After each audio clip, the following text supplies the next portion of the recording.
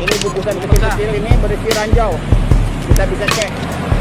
Ini ranjau dari Saudara lalu beredar video di media sosial pada Senin 20 Juni 2022, seseorang menemukan ranjau paku yang dilapisi bungkusan plastik.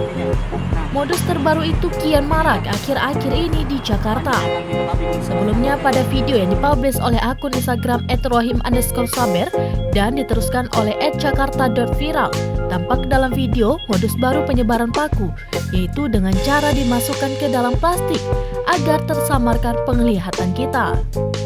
Paku-paku tersebut berhasil didapatkan oleh seorang pria sukarelawan yang ingin membersihkan jalan dari ranjau paku.